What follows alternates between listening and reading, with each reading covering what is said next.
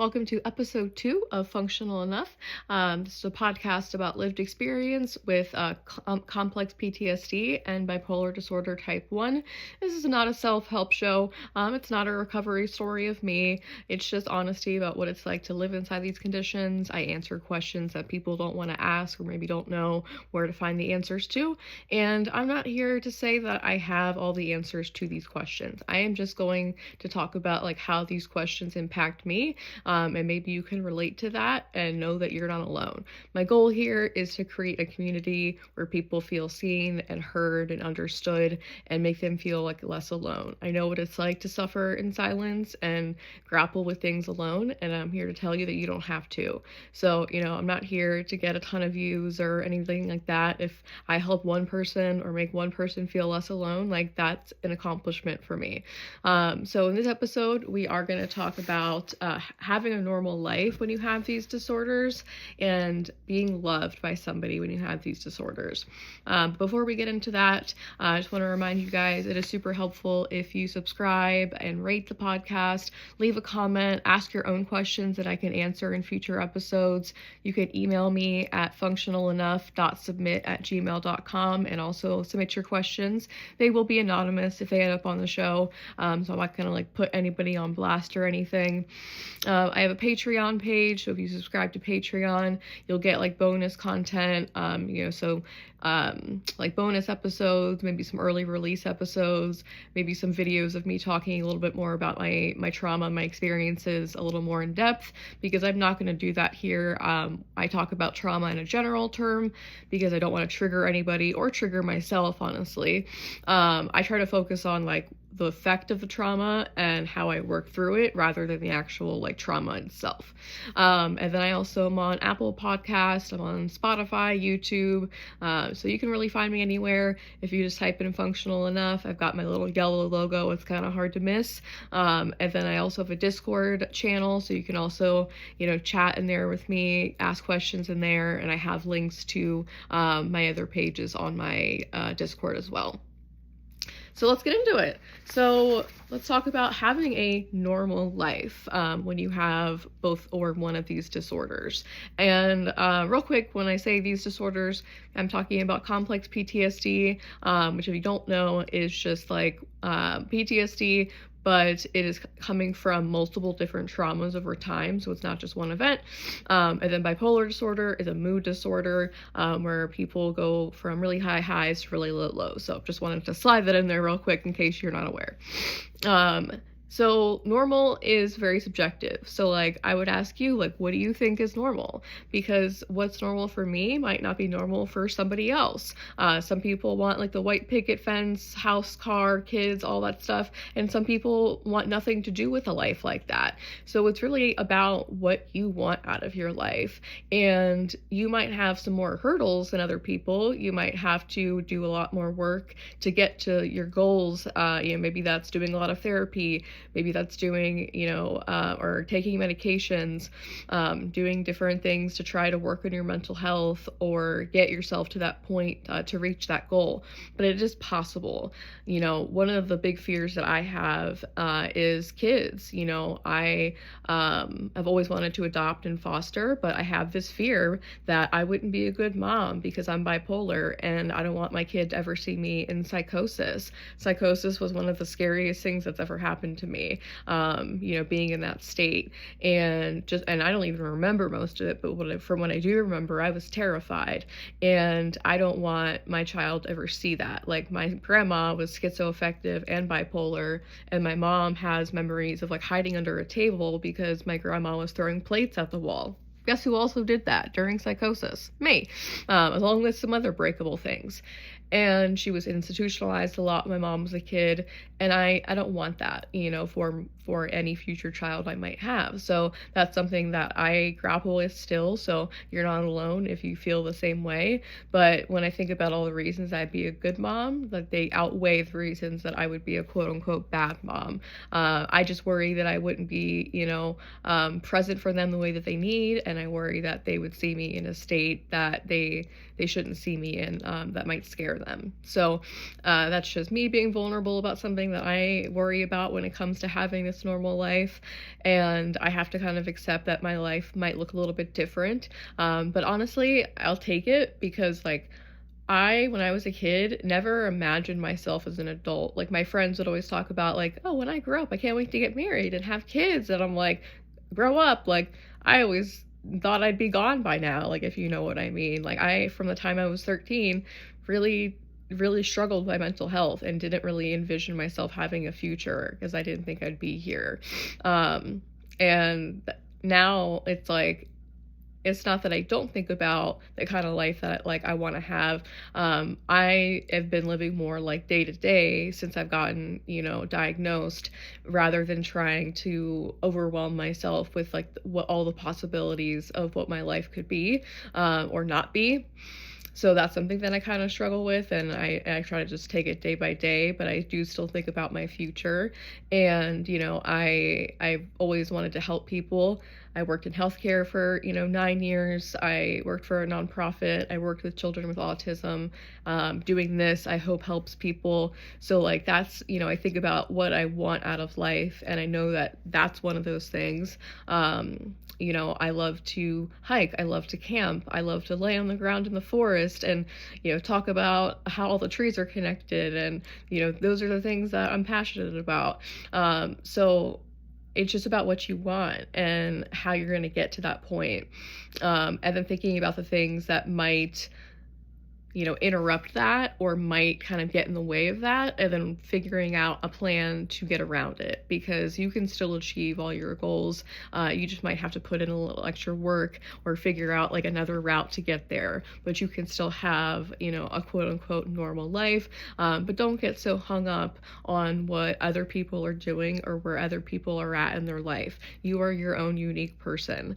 I see like people I went to high school with all the time, and it's like, I know that like, I'm not the same person that I was in high school, and they're probably not either, but I see them living their lives and I'm so happy for them.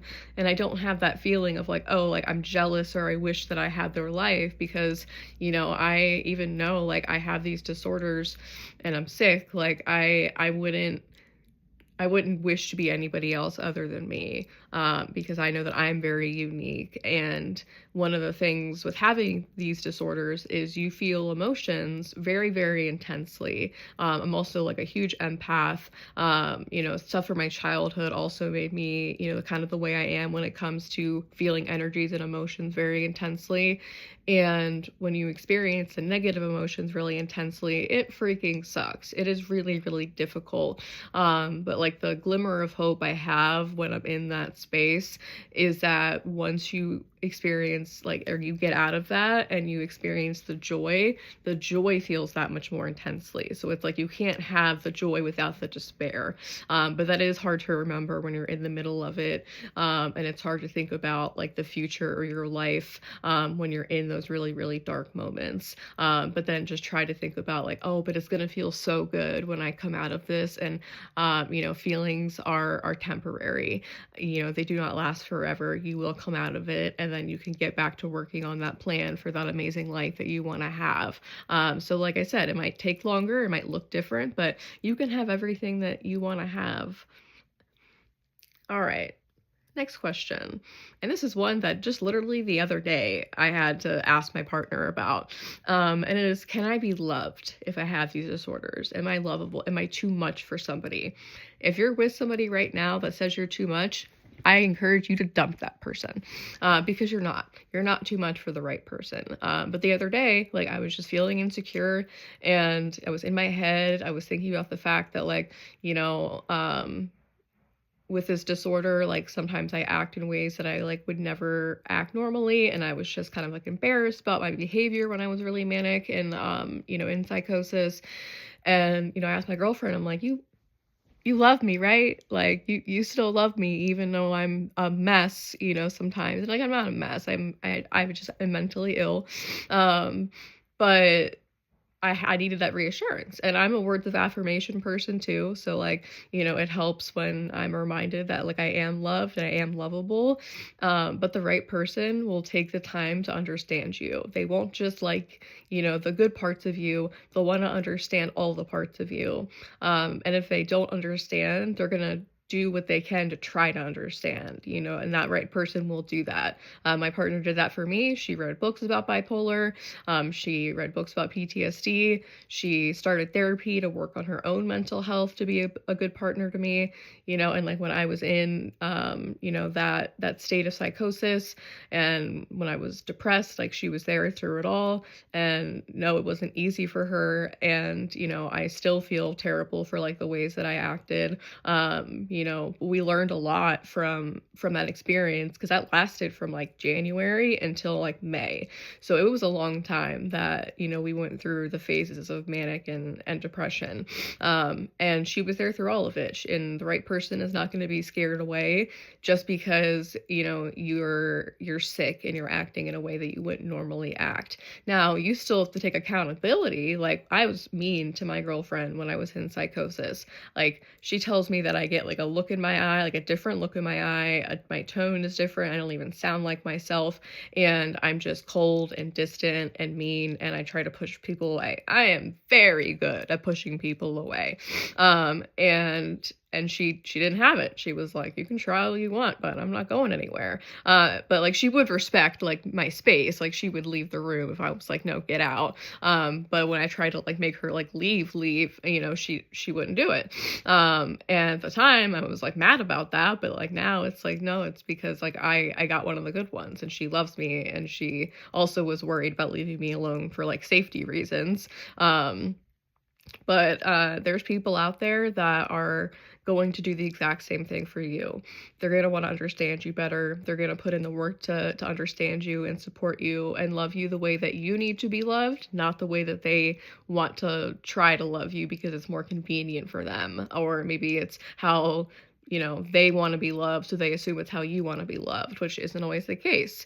And I think that going through things like that together makes you a stronger couple. And it's like when you get that raw with somebody and they see you in that state and they really know all the grooves in your brain and everything you got going on upstairs and they're not afraid, like it's such a great feeling. And I honestly wish that for everybody. Like I think everybody deserves that and you deserve that. It doesn't matter like what you did because you were traumatized or how you acted when you were manic. You still deserve to be loved. You still deserve to have somebody that stands by your side and supports you through all of it. And if you don't have that, like, that again, that's why I'm trying to build a community on here where we can all, talk if we need to, or someone just lends a listening ear, or tries to support you. Like, I'm not saying they're going to be your new like romantic partner, but at least finding a community of people that understand you. And I may not understand everything that you've been through, but if you want to talk to me, like I would listen and I would try to understand the best that I can, or I would try. And yeah, so you deserve to be loved. And if anybody tells you differently, they are wrong. If anyone tells you that you are too much, they are also wrong. You are not too much. And again, the right person will think that you are perfect just the way you are. So yeah, thank you for listening to episode 2 of the Functional Enough podcast. If this brought anything up for you, make sure you take care of yourself in any way that you can. Again, that's why I try not to detail trauma too much in here. I really want it to be like a calm, safe space where we just kind of talk about these things honestly. And I kind of get to share my fears and answer these questions, which is scary for me to do, but it is helpful for me. So hopefully it helps you too and makes you feel a little bit less alone. And again, subscribe to my channel, like the video, subscribe to my Patreon if you want to and get extra content. But again, like I really am not doing this because I'm trying to get a ton of views or go viral. Like I just want one person at least to say, hey, like this really helped me, or I feel seen and heard and understood. That's the kind of life that I want. So I'll see you guys next time.